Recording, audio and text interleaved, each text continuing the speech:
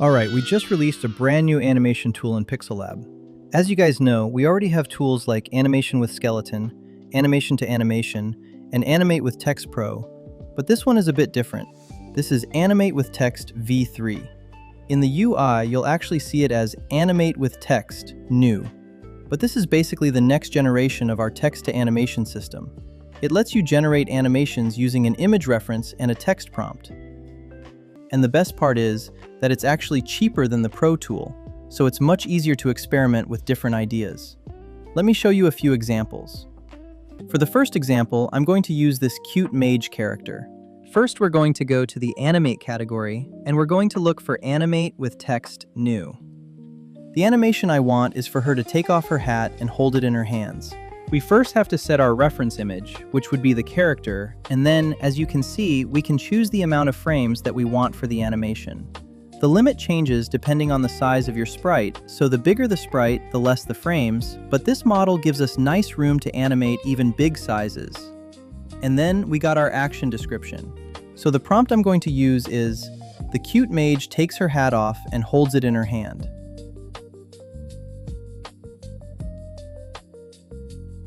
And there we go. You can see the animation it generated.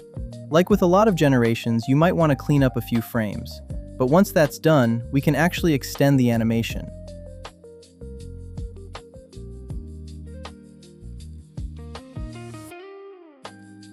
So now I'm going to take the last frame as a reference image and generate the next part of the sequence. This time the prompt is, the cute mage does a magic spell that transforms the hat in her hand into a fireball.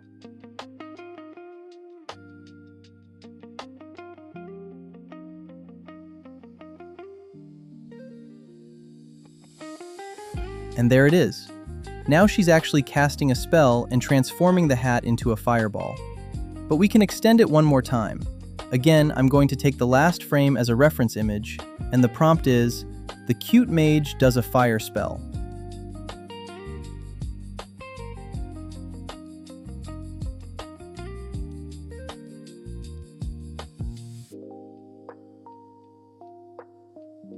And look at that. Now we have a full animation sequence where she takes off her hat, turns it into a fireball, and then casts a spell with it. And of course, I'm going to go ahead and clean it up again before we move on.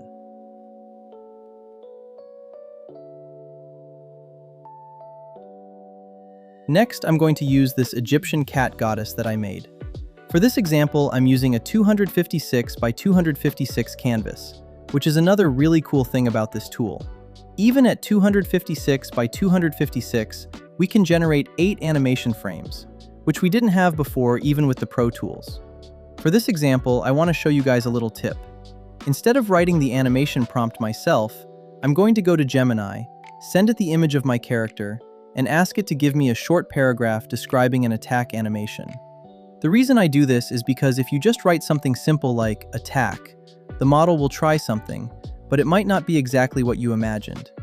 When you give it a more descriptive prompt, you usually get better results. So I'm going to take the paragraph Gemini gave me, paste it in here, and generate the animation.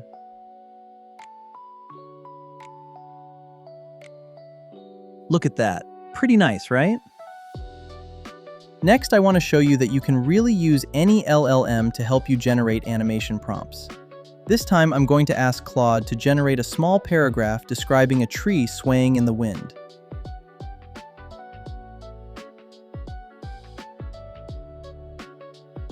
Claude gave me a prompt that mentions things like 60 to 90 frames at 12 frames per second, which obviously doesn't apply here, so I'm just going to take the parts that describe the motion and paste that in.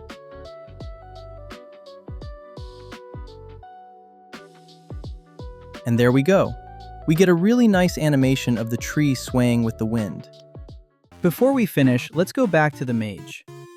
Let's add a hit reaction animation and a fire spell forward. So first, let's go with the hit reaction. I'm going to prompt, the mage gets hit and reacts with a dramatic emote. Well, she doesn't seem to be really hurt, but it's still a reaction animation and an emote. Let's try asking ChatGPT to help us with the prompt. I'm going to ask it again for a small paragraph describing a hit animation, and I'm just going to copy and paste it and click Generate. And as you can see, that goes much better with what we asked it to do. Now let's go back to ChatGPT and ask it to give us a short paragraph for an animation of a fire spell for our cute mage. I'm going to copy it and I'm going to paste it, and for this animation, I'm going to extend the canvas. So I'm going to click the letter C on my keyboard, or you can just go to Sprite and change canvas size. And I'm going to do 128 by 128. This is so we can have more space for the animation to happen if we want the spell or whatever else in the extra space. I'm going to try 16 frames this time.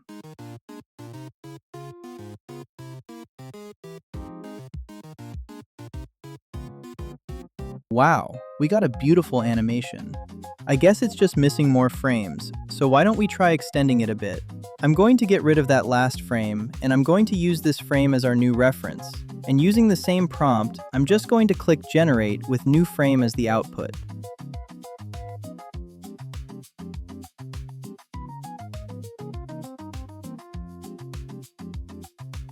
Well, that extended it nicely, but that wasn't exactly what I wanted. So I'm going to go back to ChatGPT. I'm going to tell it to prompt for the fire attack to be done instantly from our latest frame. So let's see how that works out.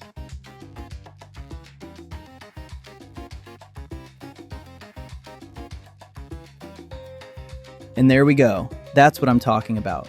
Of course, you can extend it more and make it a longer animation, or you can shorten it and just use the frames that you like.